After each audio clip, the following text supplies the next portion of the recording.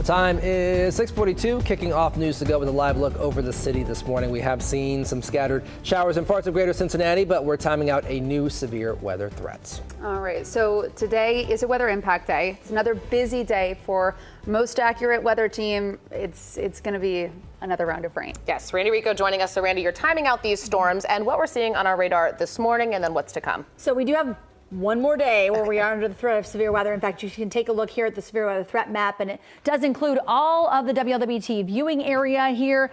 We have the possibility of storms, especially this afternoon, that could predict to some hail or damaging winds. So as we take a look at what's going on the radar this morning, you can see just a couple of showers. Today's rain comes in two batches. We were anticipating some weakening showers this morning. You may encounter some wet roads in through Hamilton County and northern Kentucky as some overnight showers rolled through.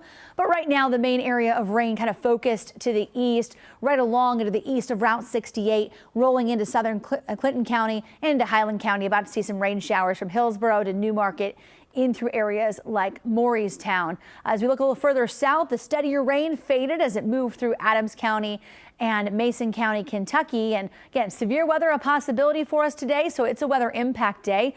Now through 8 a.m., some areas of spotty rain. So we've got about an hour or so left of some very light passing showers. Between 9 a.m. and 2 p.m., cloudy and mostly dry, but it's between 3 and 8 o'clock that our rain chances go back up again with that approaching front that could have a few strong storms. So coming up in our News to Go, I'm going to break down the hour-by-hour outlook and show you when those storms are expected in your town this evening. Steven. All right, Randy, thanks so much. 6:44, checking on traffic right now.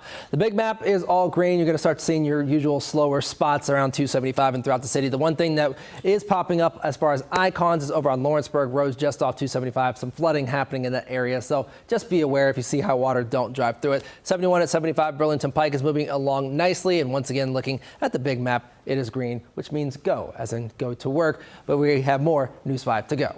Thank you, Stephen. All right, this morning, cleanup efforts continue after the National Weather Service confirmed at least 8 tornadoes touched down in our area during Tuesday's storms. Butler and Warren counties in Ohio, Franklin County, Indiana, those were among the hardest hit areas. The National Weather Service confirming 5 tornadoes in Warren County, and the main damage, the massive trees that fell throughout the area, including on homes. Now, making it even more dangerous, these homes are right along the Little Miami River, so they don't have access to a basement, which means there's less safe space for people to go when storms like this hit. Thankfully, no serious injuries were reported. Now, we saw people out using chainsaws yesterday morning to clean up the debris. I'm sure that continued through the day. And while crews also spent the morning trying to restore power to the area. Turning to Butler County, one tornado reported there, a semi's dash camera showing the moments that strong wind lifted a truck trailer into another semi in Middletown. Now, this was in the truck lot next to Snyder Hardscape on Cincinnati-Dayton Road. The office manager at the truck lot says the trailer was not loaded, but still, the rig weighed about 40,000 pounds. She says a couple businesses nearby also damaged, but no one was hurt. And another tornado confirmed in Franklin County, Indiana. It hit areas near Brookville, which is the largest community in that county. The EF1 winds toppled trees, flipped cars and mobile homes at the Hickory Woods campgrounds. No injuries there either, which we're glad to hear. But crews will continue to clear out debris and toppled trees throughout those counties this morning. And the National Weather Service tells us a final assessment, including results of the survey, expected by the end of the week. And breaking news this morning, police investigating after at least one person died overnight after crashing into a pole. This all happening between Elmont Avenue and Ross Avenue in Hamilton. WLWT News 5's Danielle Dindak joining us live from the Hamilton Police Department with the new details that we're now learning this morning. Danielle. Yes, good morning, Megan. I can let you know that Hamilton police shut down several roads for hours last night because of this violent crash. Now, I can also tell you that once police arrived on scene, they did find the driver of the vehicle dead. Now, this all happened around 10:30 last night on Ross Avenue near the C Street intersection. Hamilton police and fire department responding found at least one person dead at the scene. Right now, police won't give us word about what led up to this crash, but conversations over police scanner indicate someone called reporting a stolen Honda SUV, and that officers may have found it at the same address as this crash. Now, the vehicle our cameras saw at this crash also appeared to be a Honda SUV, but once again, this is still an ongoing investigation, and police have not told us what led up to this crash. As soon as we get any new details, we'll be sure to update you. Reporting live this morning, Danielle Dindak, WLWT News 5. Danielle, thank you. And also breaking this morning, police investigating a shooting in Over the Rhine. Emergency crews responded to Vine Street very early this morning after a man said he was shot. Investigators tell us the man was shot in the foot and taken to UC Medical Center for treatment. Officials say there was no crime scene found, and the man likely walked to Vine Street to get help. So far, they have not shared any suspect information. Attorneys for a man who wanted to be Cincinnati's mayor will spend this morning trying to get him out of prison. A 3-judge panel will listen to an appeal from P.G. Sittenfeld's legal team. WLWT News 5's Todd Dykes is live outside the federal courthouse downtown with what you can expect. Todd. Yeah, Stephen, former Cincinnati Councilman P.G. Sittenfeld reported a federal prison in January on charges related to taking campaign contributions in exchange for his support of a development project.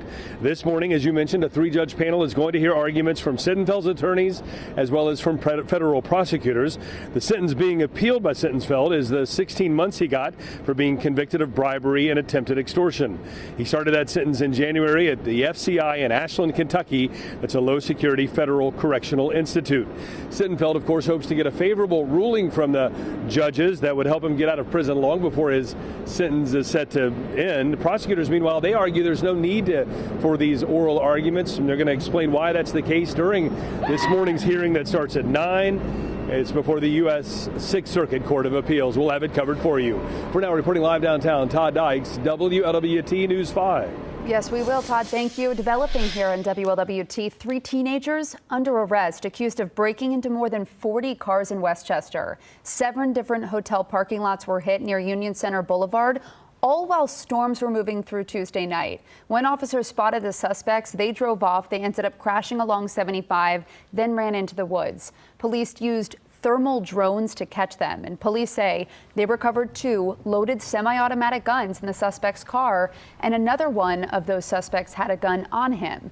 A 15-year-old and 16-year-old were taken into custody, and you just saw that 19-year-old Vincent Bankhead Jr. is facing charges of obstructing official business and receiving stolen property. A vote of no confidence. That's the message the Teachers Union for Cincinnati Public Schools is sending to the district. That union wants Superintendent Ironetta Wright out, saying the budget process exposed a culture of fear and intimidation. The union is blaming Wright for a lack of communication, failure to manage district resources, and ignoring the collective bargaining process. This vote does not remove Wright from her role as superintendent. Only the CPS school board can do that. To a story you first saw on WLWT, a local man accused of making threats about a Catholic school in Loveland. School leaders so worried that classes at St. Columban were canceled Tuesday. Now, Loveland police say 43-year-old Timothy Longar uses X as a platform for rants about the grade school. Last year, he was convicted on aggravated menacing and violating a protection order. Police say this week he was back online and making concerning statements about the school and the Catholic religion. Longar is charged with inducing panic and aggravated menacing. A judge set his bond at $2 million. 6:50, President Biden making his toughest public comments yet on Israel's military operation in Gaza. He says the U.S. won't supply weapons for Israel to attack the city of Rafah. The U.S. paused a shipment of bombs to Israel. The Biden administration is concerned that these weapons will be used in a ground operation in Rafah without a plan to protect civilians. Right now, there are more than 1 million civilians sheltering in Rafah, 7 months after the war began between Israel and Hamas. 6:51, the effort to ensure President Biden is on Ohio's general election ballot hit a wall. Here's how it all unfolded. The Democratic National Convention is scheduled for August 19th. That's where President Biden will be formally nominated. Ohio's ballot deadline for the general election falls on August 7th. And to ensure Biden is on the ballot, any law that's passed has to be signed by Governor DeWine by today so it can go into effect by August 7th. Earlier this week, State House lawmakers introduced a bill that would fix the issue, and yesterday, Ohio's Senate advanced a bill that would relax the August 7th deadline. But the House adjourned without bringing either bill up. We reached out to both State House Democrats and Republicans to see if the vote will be brought up today. We have not heard back. And AI Week continues today with how it's helping with breakthroughs in the world of medicine. She's able to do in 1 hour or 2 hours a week what it could have taken her 40 hours a week to do. So it enhances her ability to screen large populations of patients for the research. WLWT News 5 anchor Ashley Kirkland going to show you how artificial intelligence is helping doctors when it comes to research trials and what this means for heart patients. That is tonight at 6. I know those guys are frustrated because they work their tails off. These guys come in early and leave late, and they're hitting all day long. And it hurts. I hurt for them just because I know how bad they want it, and I know how hard these guys work. And I mean, it sucks to lose. It does, and they're hoping to turn things around. A season worst for the Reds, losing 7 in a row. The team lost Game 2 against the Diamondbacks at home last night. Today, hoping to avoid the sweep, but they'll be doing it without a key player. David Bell shared that Christian Encarnacion, there we go, Strand, a little more coffee this morning, is out for at least a month with a fracture in his right hand. He was hit by a pitch 10 days ago in Texas. Veteran first baseman Mike Ford is now stepping in. First pitch today's game scheduled for 1:10. Of course, we'll be watching the weather. And hey, big news in college hoops. 6'6" forward Cameron Fletcher is headed to Cintas. He spent 1 season at UK before heading to Florida State for 3 years. Despite 2 leg injuries recently, Fletcher tells CBS Sports he hopes to be ready to play by October. To a story gaining a lot of traction online this morning, a fisherman's worst nightmare after reeling in a big fish. Check out this video showing teen fisherman Gavin Borski reeling in one near Fort Myers, Florida. But when it gets close to shore, competition. A hungry alligator. It raced out of the water to snag Gavin's catch. Thankfully, the alligator was just looking for the fish. Gavin able to walk away from this safely. So, say it. All right. Say it. Let's cast it over to Stephen Albritton for another check of our traffic. Reel it on over here. Stephen. It was in the prompter. You have to say it, right? All right, let's check on traffic right now. The 275 loop. A couple slowdowns popping up over there, 275 eastbound as well. But when we zoom in closer, there's a couple spots for construction as well. This is US 42 road closed to construction both ways on Bonal Road to Hageman Court. Going back all the way over to the other side, Lawrenceburg Road. There's some flooding happening on the road both ways between Stevens Road and the suspension bridge there. You can see big closure. So if you see standing water, do not drive through it. Otherwise, our travel times, Florence to downtown, 11 minutes, Liberty Way to downtown, 23 minutes, are looking good, but it is the rush hour, so things will start to pick up. Randy. Well, at least we're looking at mostly dry conditions. In some parts of town, there are some wet roads this morning because of the rain showers that came through overnight. They were rapidly weakening as they rolled through, but we're still seeing a couple of showers here in our easternmost communities, southern portions of Clinton County, anywhere from New Vienna, crossing over and toward Hillsborough, Marshall, Rainsboro, Newmarket, Morristown, all still looking at some very light rain. Now, as we go through the day, there will be additional rounds of showers and thunderstorms. So we take a look at the severe weather outlook for today. A marginal risk for strong storms.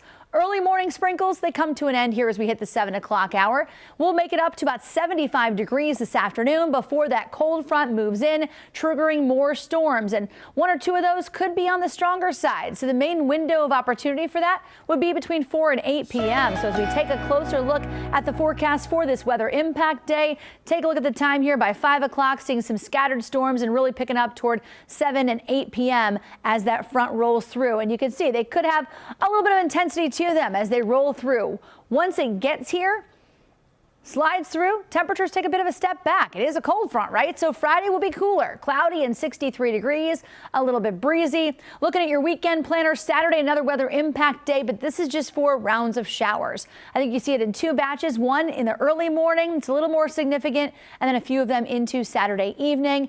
And the outlook for Mother's Day is pretty nice. We're starting out with temperatures comfortably cool near 50 degrees. The afternoon, some sunshine and 71. And then into next week, temperatures in the 70s with the return of rain as we get into Tuesday and into early on Wednesday morning.